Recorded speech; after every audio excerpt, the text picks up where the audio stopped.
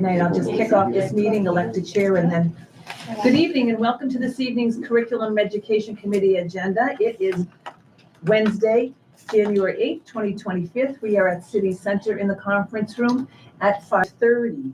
My name is Martha Witham and I'm the board chair and ex officio member of this committee. And because this is our initial committee of the year, the first item of business will be to select a chair. Once the chair has been selected, I will turn this agenda over to our new chair. So with that said, I will entertain a motion for nominations for a chair. Madam Chair, excuse me, who are the members of the committee? Members of the committee are Rita Pello, Susan Parks, and Stacy Fortunato. Thank you. I nominate Rita Pello. I second. It's been moved and seconded. Discussion? Hearing none. Further nominations? Hearing no further nominations, all nominations are now ceased, and we'll vote on the motion currently on the floor. All those in favor of Rita Pello as the chair? Oh, And she's not voting. it's unanimous 3-0. Welcome, Rita, and it's all yours. All right, great. Yay. I'm happy to be chairing this committee. Again, it's a great committee and we'll do a lot of good work. So I know we'll do the call to order to introduce everybody that's in the room today because we have a healthy crowd. So my name is Rita Pello and I chair this committee. And Martha Witham, ex officio member of the committee. Susan Parks, Ward 2, member of the committee. Stacy Fortunato, Ward 1, member of the committee. Mike Tracy, Superintendent. Michelle Werner, Administrative Assistant. Carla Miller, Business Manager. Caitlin Rodriguez, Director of Technology Integration. Christina Watton, Assistant Superintendent. Charlie Hicks, School Board Member at Large. James Orr, School Board Member, beautiful Ward 3. Katie McCormick, Ward 4. Mr. Miller. John Millett, one of the assistant principals at Coney. Teresa Bowden, Principal of Farrington Elementary. Paul Burke, literacy/instructional coach. Kim Liscombe, principal of Coney. Tina McDonald, principal at Husky. Thank you. Our first order of business is to talk about the ELA curriculum review process. So I'm actually, if it's okay with you, going to start with science of reading and then feed into how we're going to support the district in it through our ELA review process, and then add in a little bit of PD. So it's really all one thing, but really wanted to cover those three main topics. But I would love to, on air, thank our school board and say happy School Board Appreciation. And I know our student council, brought snacks for the school board. So those who are out there, you might want to thank a school board member this month. So I'm going to talk a little bit about, I feel really fortunate that the last 2 years in my previous district, we did a heavy amount of work in the science of reading. The Department of Education is doing a heavy amount of work in professional development around the science of reading, and school districts everywhere. This is a term that's very popular and has gained a lot of momentum over the past few years, even though it's been around for a lot of time. So tonight, or it says today, but I'll say tonight, our learning targets, I'd like you to gain an understanding of the term, the science of reading, understand why we're even talking about it. We're going to look at some district, state, and national reading data. We're going to hear a little bit from Paula, who's a literacy leader, just like on PD. She's like, what? Just a little bit touch, or principals if you want to add in anything. And then we're going to talk about the ELA review process, which, if you remember, several meetings ago, we decided to move that up on our list. I think it was like our first meeting of the year, and added this topic of the science of reading to be talked about at this committee. So fall, we've had our state fall assessment, the NWEA assessment.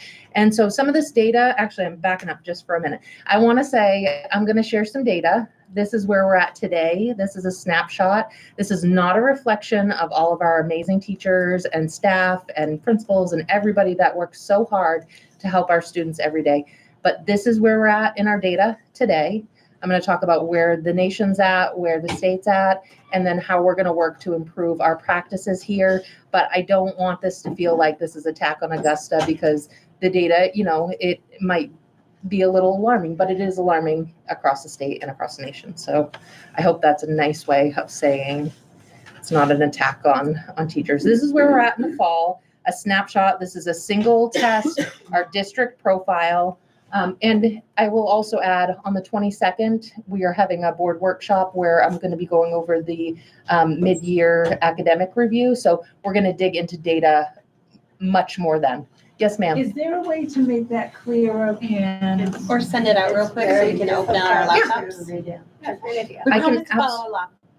I was going to email it after anyway, so I'll email it. What's on? Can we dim the lights? Yeah. She's sharing it. Yeah. Mr. Orr's on Movie it. hours. Does school board have a, ASD. What are we? ASD. Board of Education. ASB, try that. ASD Board of Education. ASD. ASD board. Oh, the second one. It's stuck now because it's set. Oh. Yeah, it's in motion, so I don't think it turns off. Okay, Oh, well, you tried. Yeah, It used to stop be, it moving. used to be. Let Yeah. your And lights if off. we can't see, can you just, if you can tell us what says on there, Christine? that would- oh yes, I'm going to. Yep. I want you to comment, but you can view it.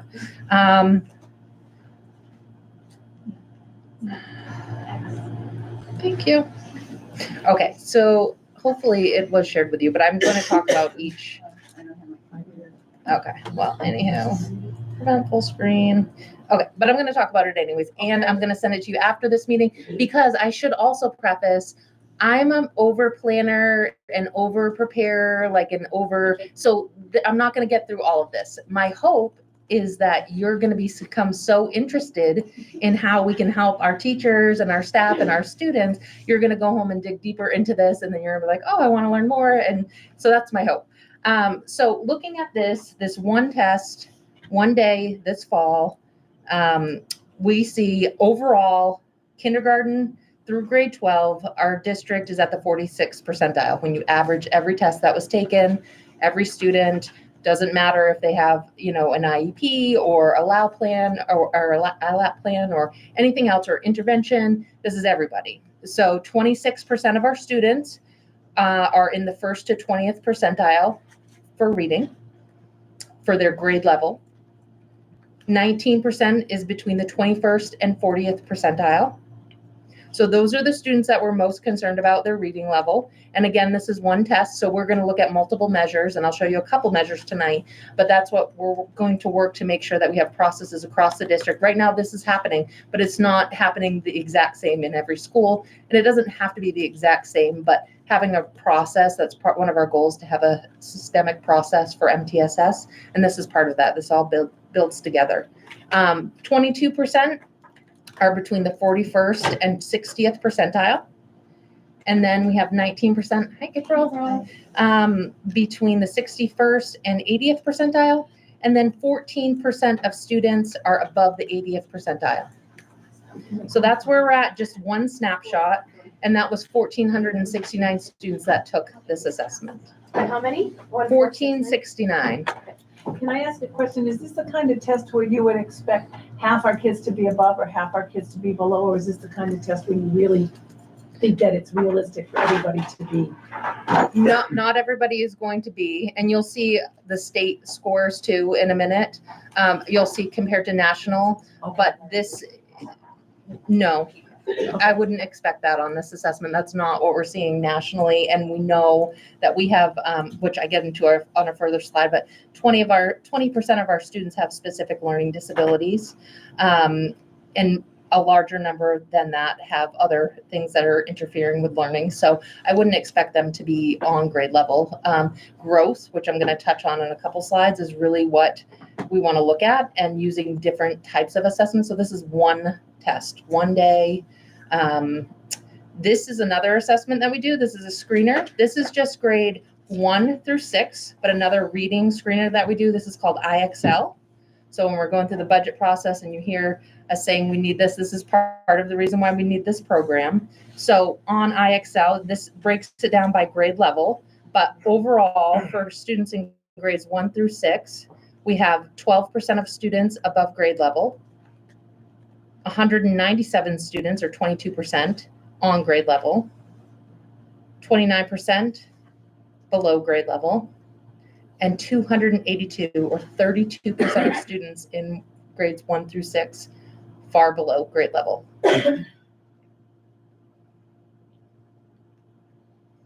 This is over time, and this looks extremely alarming, but it does for every district because they changed the state assessment. So it says in very fine print that you can't read because it's probably like a 2-point font up there, maybe one. Even when I make it that big, it's probably still about one. But you can see these graphs from 2020 and 2021 are significantly different from 2022 and 23. And it says, do not compare these two tests because the achievement levels are different and don't compare them, even though everybody compares them because it's on a graph and you're like, oh, like it looks significantly different. Like that's natural. Let it. That's for our new little let it. People see it and they're like, this is so bad. And Yes. They don't have the context, so yeah. Yes, so it does look alarming, but in the spring, so this posted online is just our scores from the spring assessment. So spring, we've got 2023-24, we had 55.5% of our students at or above grade level expectations for ELA, so reading, writing, and 44, well, really just reading because they don't test you on writing, 44.5% below expectations. So one, again, snapshot. I'm not going to go over math and science because I'm going to dig very deep into that on the 22nd when we have our board workshop. Here we go to state and national. So this is from 2003 all the way through 2022. Our state of Maine on the NAEP, the National Education Assessment. So this is for grade 4. And this is hard to see, but this is one of those things you can go back, you can look over it. I'm going to give you this. But you can see right here, back in 2003, the state of Maine had 30% below the basic reading level, 35% at basic, 28 at proficient, and 8% at advanced. And then it has the national level, which is, it's a little, pretty close. When we scroll down, reading achievement actually has gone down since then. You know, it is different students. A lot of things have come into the play, into the arena for teaching and reading, but there has been a decline over time.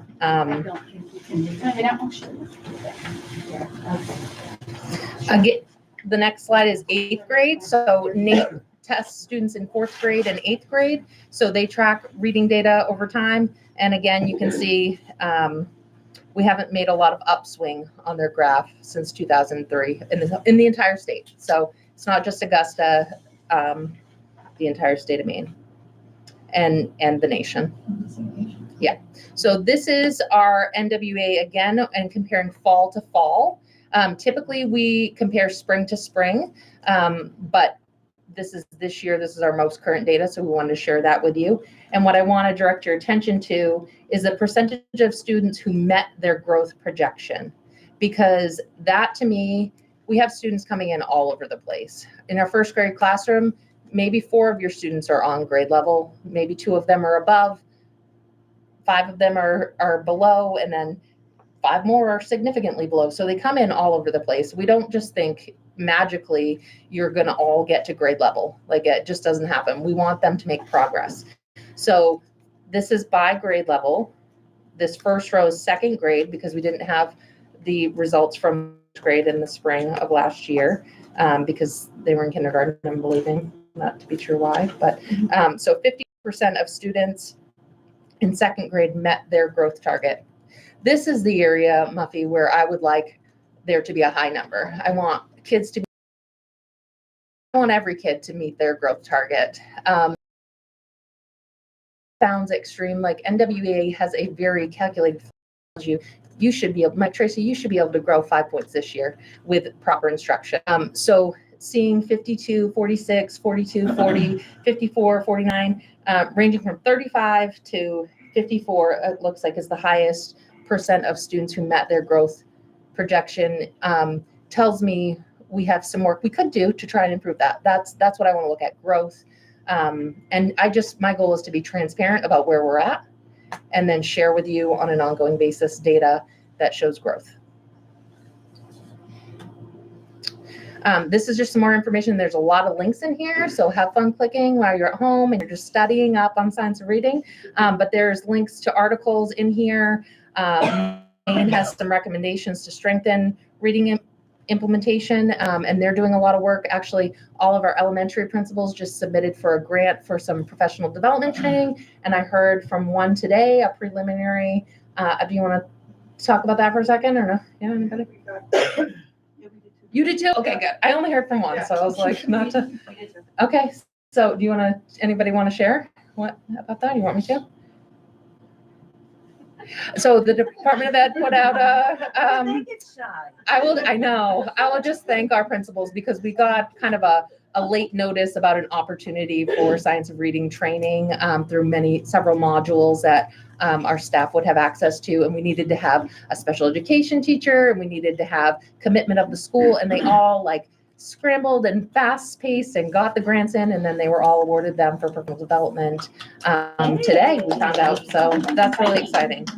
But the DOE is working on this too, and I appreciate all their efforts. We're going to listen to a short little movie. It's just 5 minutes. And I'm hoping this like inspires you to go and watch this. We showed this to our whole district last year. So go ahead, take your time going down and just. Actually, just our high school. From the top to the bottom. Oh, I'm sorry. Oh, you're right. Bought, Can you hear that? Can you hear that? interested, knowledge, peace, euphemism,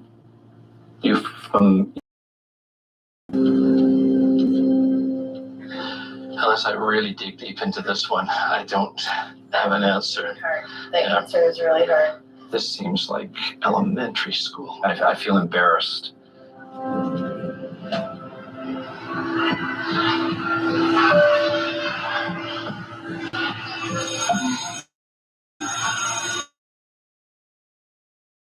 All across this country, kids are not being taught how to read the words. This is a misunderstanding that has to be exposed, that the system works for most kids and it's those few that fail. And that's a lie. Look it up, it's everywhere. You will see over 60% of children are not reading at grade level proficiency. I was definitely hiding, keeping this secret to myself because I was embarrassed. More than anything, I felt like a fraud. I remember I was always nervous to get called on. The teacher would realize like who would read the best. They would eventually just continue calling on that person to read. I would always struggle. 17 years I taught public high school in California. I could not read, write, or spell. According to BeginToRead.com, 2/3 of students who cannot read proficiently by the 4th grade end up in jail or on welfare. Half of them cannot read. 50% can't read. I asked myself, is that a coincidence or is it intentional? The suburb, the white flight. People run into the suburbs and how our government created the slums. As someone who grew up here, someone who has been incarcerated, I was a product of my environment. The school in the poor neighborhood got all the government funding, they got all that money, all those resources, but performance didn't improve. There's a notion, a belief that kids start to read because they've matured to the point where they're ready to start reading. It's not correct. The reading wars, should we be teaching kids phonics or what was termed whole language? You can see the wind wind through the valley because of the fog. Wind and wine are pronounced differently. They're spelled exactly the same. Phonics does you no good there. It is contextual. The theory was they just need to memorize a whole bunch of words, and that's what good readers do. They say, no, it's all about comprehension. And I say, well, but if they can't read the words, how can they comprehend? It's almost like suggesting that a child who was listening to Mozart all their life, you put them in front of a piano and you say, now you play Mozart. The research is unequivocally solid that phonemic awareness is absolutely critical to reach your highest potential reading and in spelling. It's something that we use all the time when we're reading, we don't even know it. It's a lot more than phonics. It's the mechanics of how to read. My daughter's kindergarten year, I was in the classroom. I saw their teaching instruction. She had directed them away from the words. Look at the picture. Do you think it's a bear or is it a fox? It stopped me in my tracks because it was everything that I had taught myself to do to look like a good reader. And so you have to ask yourself, if we have this data, if we have this knowledge, why does there have to be a war? When we know that the outcome of us having that debate is literally the trajectory of someone's life. If people only knew. So when we tear it apart, It's like having a cure for cancer and waving it and saying, get it for yourself. This entire issue requires a grassroots movement of parents and educators who are angry and who say enough is enough. We're not done. We're not done.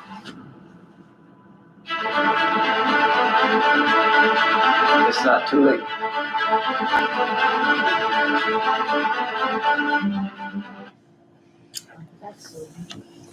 So you can watch that movie for free online.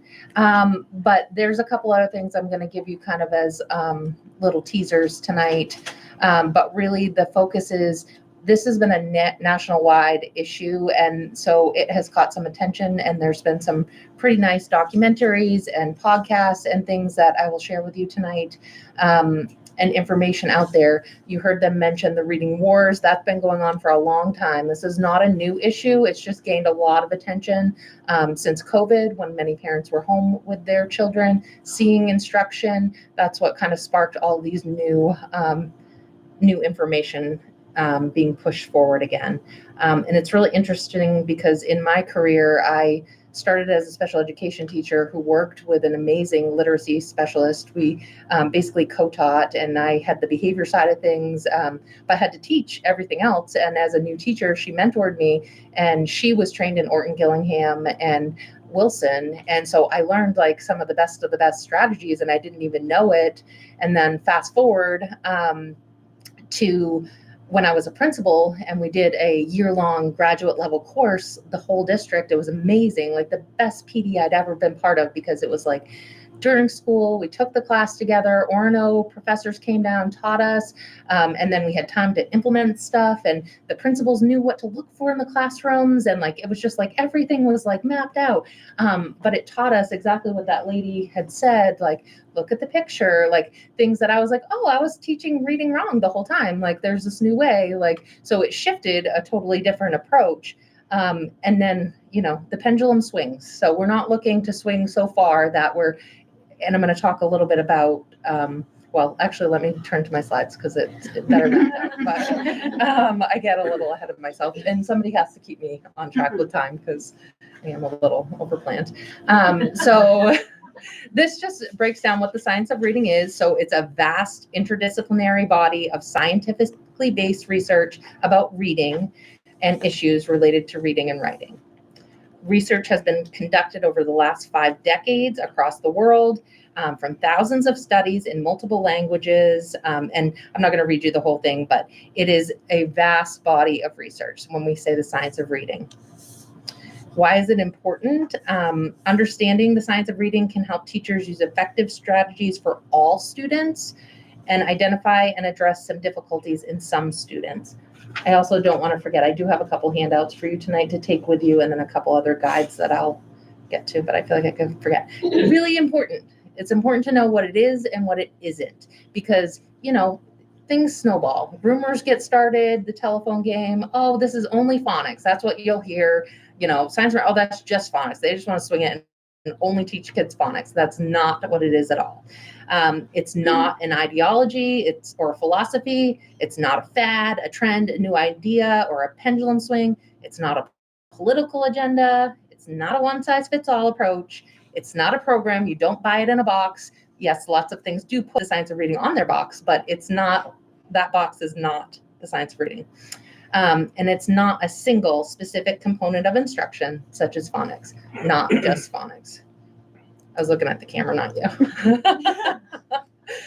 What we really look to have in this district and across the district and the state of Maine and the nation is a structured literacy where the elements work together, so that we have phonology, sound symbols, syllables, morphology, syntax, and semantics. So those are the evidence-based practices that we know are going to have the most bang for their buck, and you need to have it all. They need to work together.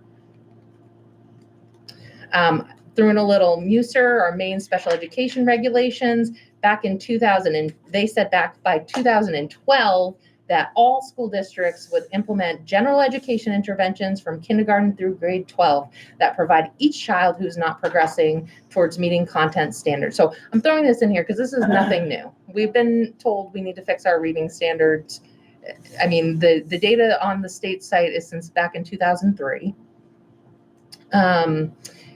I put in the definition of general education interventions. I'm not going to spend a lot of time on these slides because I want to dig into some other things a little deeper, but these are things you can go back and read when you're home.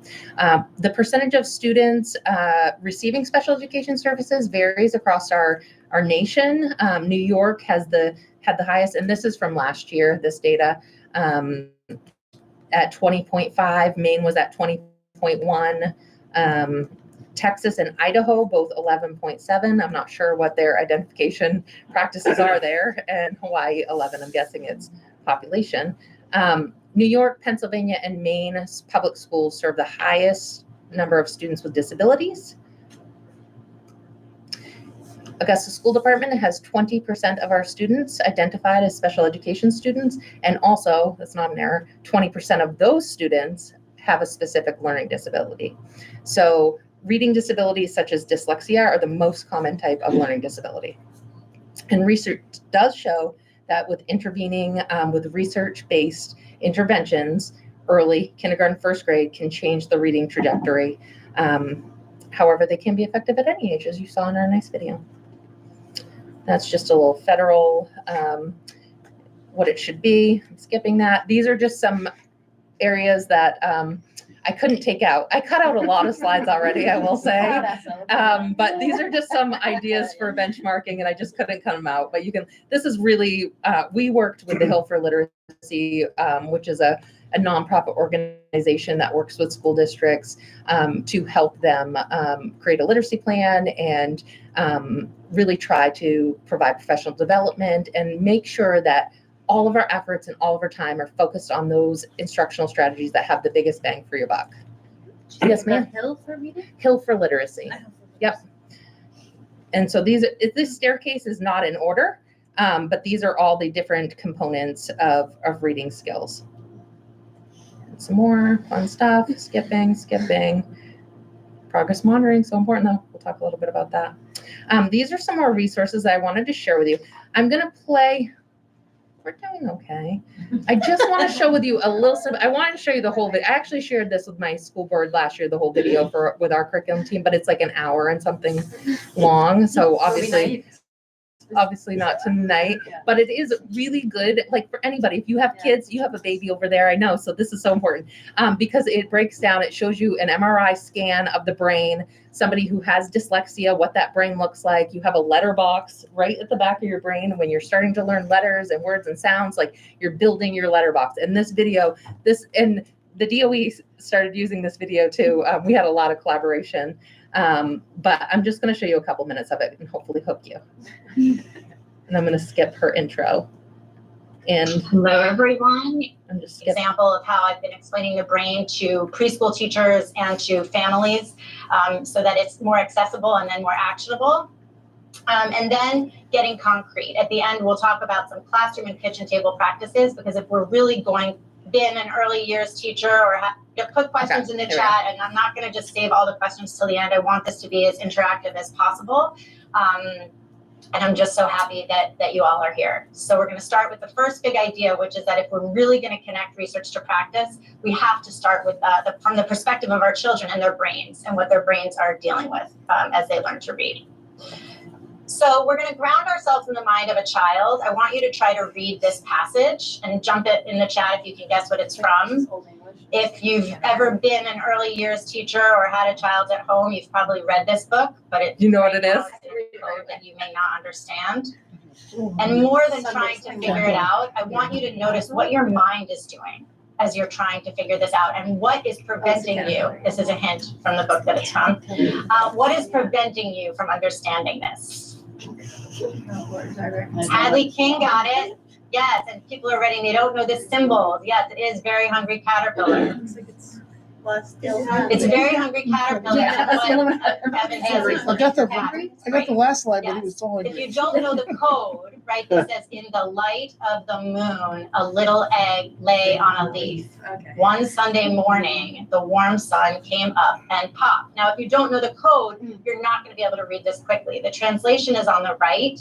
Now, the words on the right are probably jumping off at you, right? You know these automatically. This isn't a hard text. You can read this automatically. But what prevents you from reading the one on the left is that you don't know the code, right? And this is the fundamental idea, right? That in order to read, our kids need to understand the alphabetic principle, which means they need to learn to map graphic symbols to spoken speech units. Yeah. In order to read, they need to take these graphic symbols and match them to speech units. And this is a very complex process, especially in English. And these can look like squiggles, lines, and dots. That's what a code can look like to a 3-year-old, 4-year-old, 5-year-old who's just beginning to read, or a struggling reader who has not learned to read.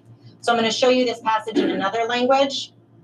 This is in Tamil, which is spoken in parts of India. And I just think it really illustrates how if you don't know a code, it can just look like squiggles, lines, and dots. Really want us to remember that what the kids are learning is not intuitive. This is a code that represents sound, and we have to make it make sense for our kids. Which brings us to the big idea, one of the biggest ideas in the science of reading, which is that we aren't wired to understand a written code. We are wired for spoken language. So when we see a written code, right, we're not wired for it. We don't have an area of our brain that's wired for written code. We've only been reading and writing for around 5,000 years. Can anyone put in the chat if you know how long we've been speaking? History teachers? I can't see the chat at the moment. I think it's 17. We're wired for spoken language, and we've been speaking. We've been speaking for more than 50,000 years. So think about that, right? We've been speaking for more than 50,000 years and only reading and writing for around 5,000 years. We are wired for spoken language. That's why we have all over the world communities with rich spoken language, right? That don't know how to read or write, right? Because we're wired for spoken language. And if no one teaches us how to read or write, we're not going to just pick it up. Learning to read is analogous to learning to swim or learning an instrument, right? You wouldn't just play an instrument for a child and assume that they'll know how to play it, or swim for a child and assume that they'll pick up swimming, right? You give them lessons because we're not wired to play an instrument. We're not wired for these things. We're not wired for reading in the same way that we're wired for spoken language. So when we come to the process of teaching reading for parents, and for preschool educators, I always want to start with, we're not wired for this. We're doing something that's actually unnatural in our brains. So since we aren't wired for written language, we need to build a whole new system in our brains in order to read. And the cool thing about being in this field at this time is that we have so much neuroscience. We have tools like EEG. We have tools like fMRI. So we don't have to guess. We know exactly what is going on in a brain when it learns to read. So I'm going to give a quick high-level overview of sort of what is known from the neuroscience, just some of the big ideas that I think are important for practitioners, families, educators to know about the neuroscience before we dive into to some of the other content.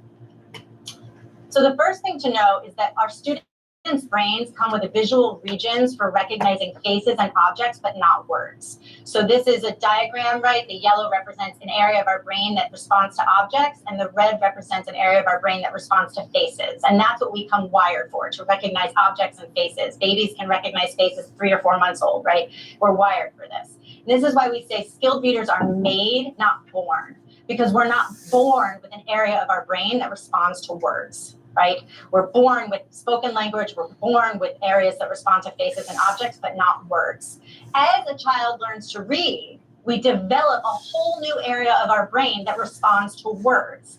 And this is called the letterbox. Some scientists call it the visual word form area, but it allows skilled readers to recognize words without much effort. All of you have it if you're able to read. You did not have it when you were born, but you created a letterbox in your brain. And this area simply does not exist at birth or in non-readers, and it takes years to build. So I'm going to show you some scans from Dr. Stanislas Dehaene's work, a French neuroscientist. And he did these scans and noticed, right, in this 6-year-old non-reader, you see there's no green there, there's no letterbox. In a 6-year-old reader, there is a green area, which symbolizes the letterbox. And that is what differentiates a reading brain from a non-reading brain, the letterbox, which is a very specific area of our brain. You can feel it, well, sort of feel it. If you take your left hand and you put it in the back left corner of your brain, back there, that's the left occipital lobe. That's where the letterbox is in your brain, if you can read. So we see that a 6-year-old reader has the letterbox, 6-year-old non-reader. Got it 50,000 years. I don't think I have a number box. In a 9-year-old reader, we do see a letterbox, right? So the big idea here is that a reading brain is very different than a non-reading brain. We can actually see it in scans. We can see how the structure of the brain changes, mainly because if you can read, you have this letterbox area that we have to build. So we're going to be throwing around this word letterbox and throwing around the word word because that's what the letterbox responds to, words. So I want us just to take a quick second and think about what is a word. When we say our brain responds to words, what do we mean by a word?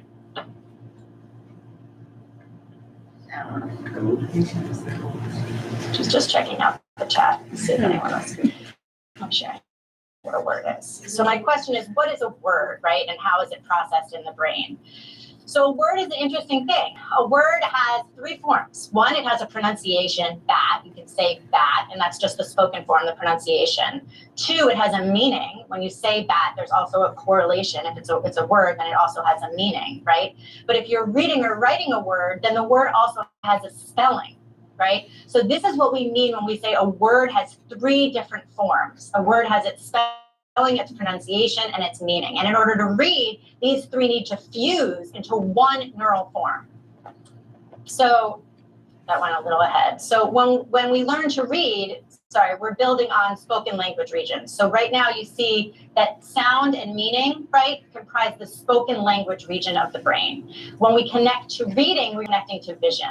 So this is sort of a cartoon image of what's going on in the brain. We're born, this green bridge represents that we're born with connections between sound and meaning, or there's spoken language regions, but there's no connection to vision. So something's a little bit wrong with my slides. Okay. In order to read, we need to connect spoken language to vision, and we do that by developing 2 new neural pathways. And I'm going to talk about these in a little bit. But the purple and the orange represent new neural pathways, that vision representation of the word, to the spoken language regions. And this is what was sometimes called the neurological triple backflip. In order to learn to read, your brain has to connect these 3 different regions, which can be thought was just really amazing and hard to do. And that's why I sometimes call it the neurological triple backflip of the brain. This is a scan where you can see what's happening as you read a word, right? The word is processed initially in the back of the brain where we felt before, where you can see the word. But then what instantly happens with readers, right, is that the word explodes into the spoken language regions, right? Because that's what this represents. This line and this circle and these circles and these little lines that we see as bat, right? They're just visual, but when we can read, they explode into the spoken language regions. So we're going to talk about how we build these neural pathways, because it's pretty amazing that we take a brain not wired to read and help and make it build these neural.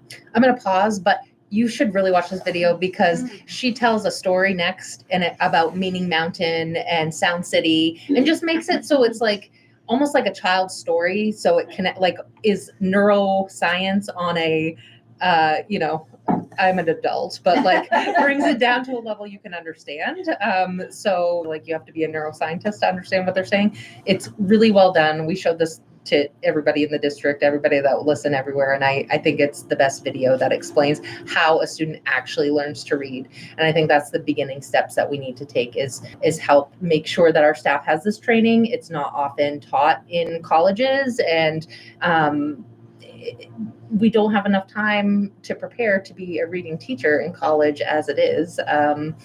So you're really learning when you're starting out teaching, and then if you're in a district as lucky as Augusta and have amazing literacy coaches to help you, but many districts don't have that. So when I was a brand new teacher, I was given a box on a shelf and just let go and to do whatever I knew how, which is, it's how a lot of people are. This is a podcast called Sold a Story, gained a lot of national attention. There's actually lawsuits currently against and Lucy Calkins. And these are programs that we've had in our district. We went away from Fountas and Pinnell this year. This is just another podcast update. So that's a lot. I'm going to pause for a minute and see if anybody has anything that's bubbled up before I talk about what we're going to do this year to do an ELA curriculum review process to make sure that we're supporting all of the areas of literacy.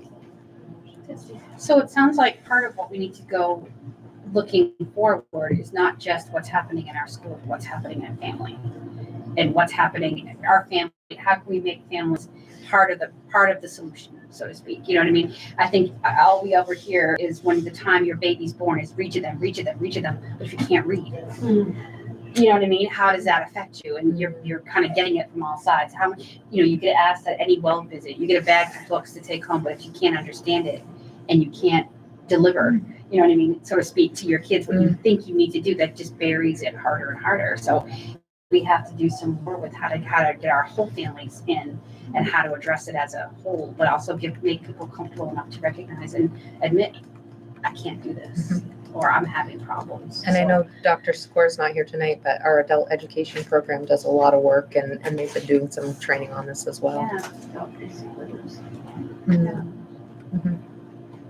Do we know, is there a way to know what our population is? Oh. Go ahead. Is there any way to know the literacy rate in Augusta? I don't know. I don't know, to be honest with you. Literacy volunteers, you would have that information, do you think? And are you talking adults too? Yeah. Adult literacy volunteers might have a decent percentage. You might be able to connect with hospital and see if they can pull that data out. People that live in Augusta. they have a way of pulling it out of their charting system. Would that be part of like the United Way proposal? They might have data on that. I know like a lot of people are, try to hide it though. Like you saw a gentleman who taught high school English and didn't know how to read. So I'm not sure like how accurate the data is, but what they had was national. I think it said 43 million people don't know how to read. I don't know how that correlates to Augusta, but I'm sure it's a huge problem here as well. As an Augusta resident, I've never been asked if I can read, so who's gonna know what data is what? I don't know. I think as a healthcare provider, you tend to tease that out. Do you think? I do. I don't believe in doctors, I'm just kidding. A good thing I'm not a doctor. I know the last few times that I've been to the doctor, they've asked me about my reading and which language I'm more comfortable with. I'll go tomorrow, so I'll let you know. So anything else before I jump into the curriculum review process of what we're going to do this year? Thank you for laying that out. And when you send the Canva thing to us, please send the video link. Oh yeah, it's all linked in there. You'll click and I have lots more information too. Like this, I literally did narrow this down a lot. So big ideas.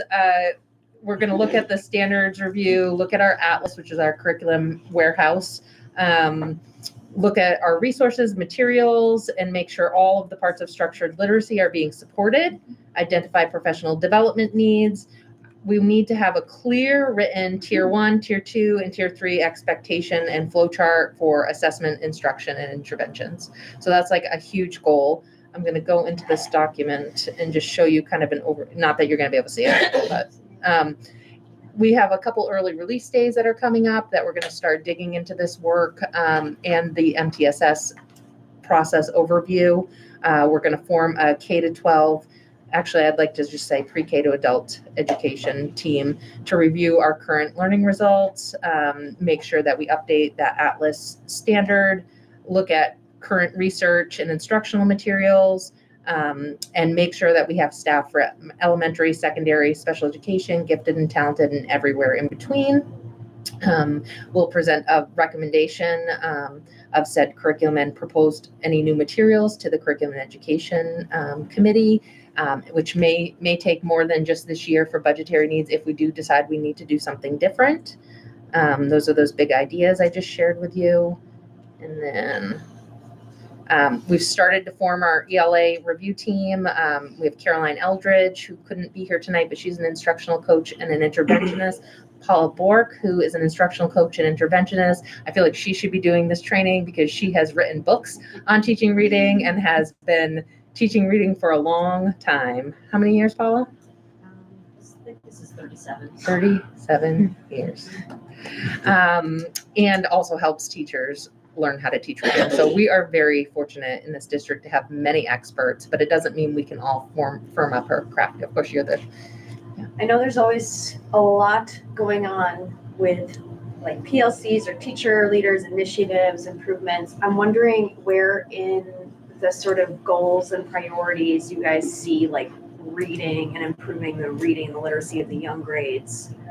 Like where does that fit with all of the things With the that are goals? happening? Yeah, and teacher, I know with teacher, like, you know, there's always like many things you're being asked to do at once.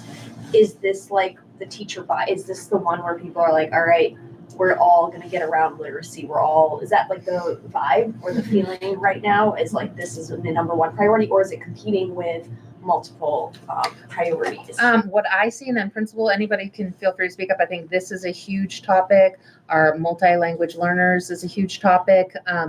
But they're both so closely connected in the brain, and how those kiddos learn a new language and how you learn to read are so the training is very similar. And some of it they'll say, oh, you should take an ELL class for that, for teaching reading. And it's like, so because they have such great strategies for working with kids on learning how to read, learning how to develop language. Does music count as reading? I think definitely. So if they're developing, so the word box, so if they're looking at like actually reading music, and they're learning It's a symbol. It's the same concept as potentially learning to read. Literacy is in every content area, and I apologize to the physical education teachers in my last district, but we made every teacher take a professional development class together, including PE. I'm not suggesting we won't do that in Augusta, but it's everywhere. And you have to incorporate it into every content area. Art and music are so important and so helpful for developing those brain pathways and just, so important. I'm glad you said that. I think it is important in PE because there's a rule book. It is. And you have to read the rules and know the rules and know in order to know the game. I agree, but they don't like it at all. It's not worth it. On live television, it's not worth it. I'm sorry. So then we have some guiding questions we're going to look at. It, some things just, it's a true statement. It was a group decision though, not just me, but I'll take the ownership for it. We're going to do some small group breakout. This is just a lot of information. You can look over this. I'm going to give you a couple handouts tonight. One is high quality evidence-based literacy instruction for all Maine pre-K to 3 students. You'll have a link to this as well. This the DOE put out in 2022, but it gives a nice overview of what we should be seeing in our reading instruction. The second is just a 1-pager from the National Dyslexia Association on what structured reading looks like. It has a nice overview of who, the what, the how, and the why.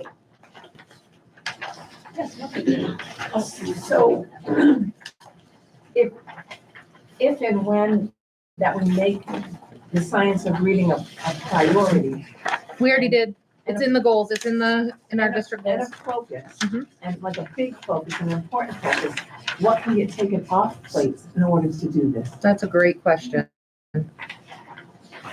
Well, I think that some of our the board's priorities have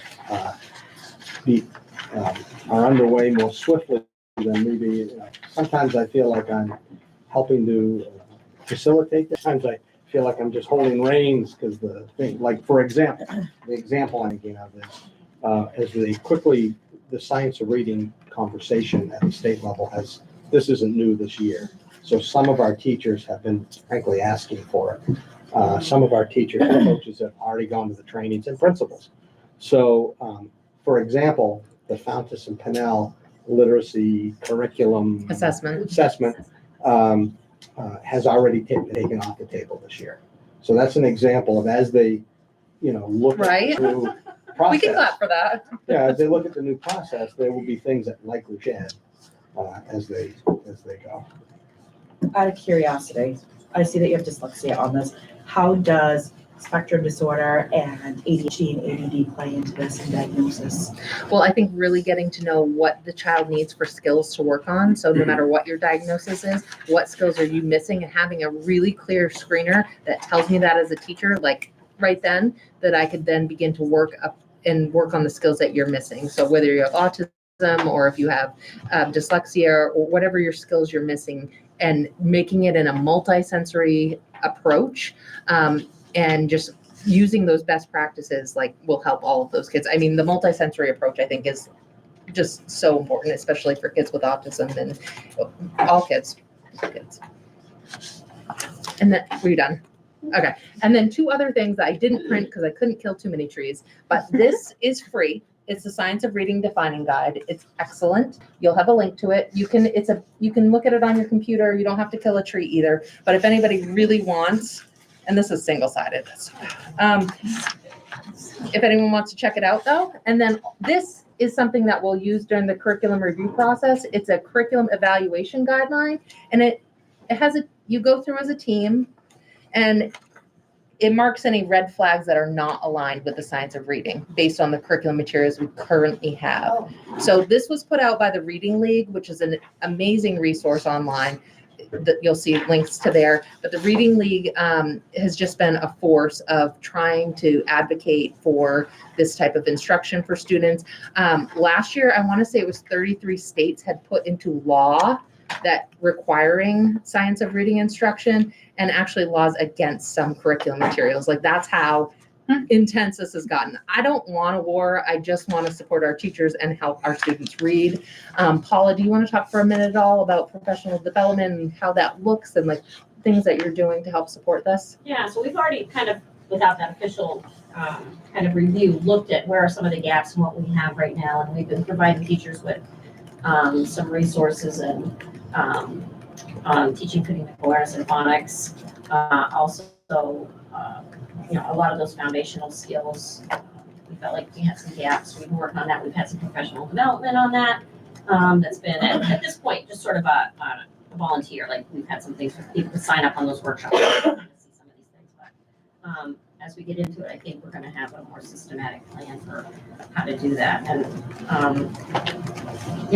I'm excited that we're going to take a look at this. Any principals or anybody else want to say anything? I mean, it really teaching this up. I mean, getting teachers on board and the district on board it has to be systematic.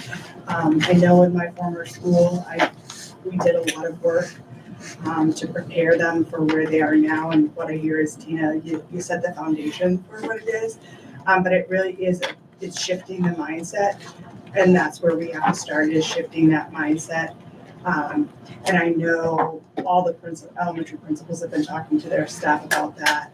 We've implemented several scientifically based interventions that they're using whole group and then again small group to help kids. But it is really shifting the mindset of everyone to really a systematic approach that begins, with the very basic understanding how sounds work.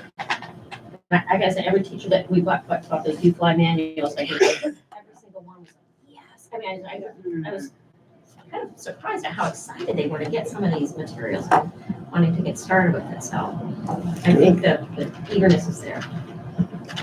And did you say they're not teaching this in college to these? Not so much. It depends on the college. I have a percentage we had so many trainings last year, but I have a percentage somewhere that I'll try to find. It was like, I want to say 23%. This is made up. No quote me on it. But you can because it's online. But it was like 23% of colleges, or so. It was very low, or actually, too low. Yeah, too low. You should just put it on Netflix. There's I'm sure there's stuff out there on there. Yeah. They ask you at the UMF job fair, hey. Yeah, have you heard of the science of reading? Oh, put a QR code.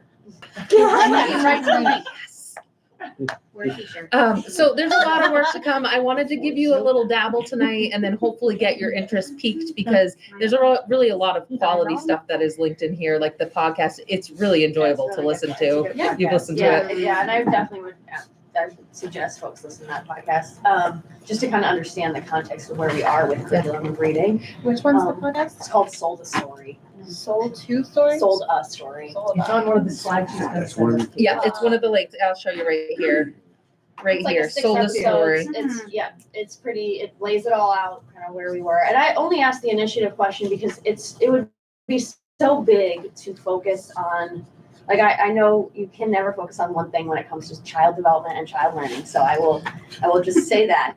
However, If you told me to, I would though. Well, I will speak for myself when I say like how I know like the research out there says like reading is like what gets kids like I will say it the opposite way. I always read that when they plan to build prisons, they build them in places where there are low literacy achievement in third grade.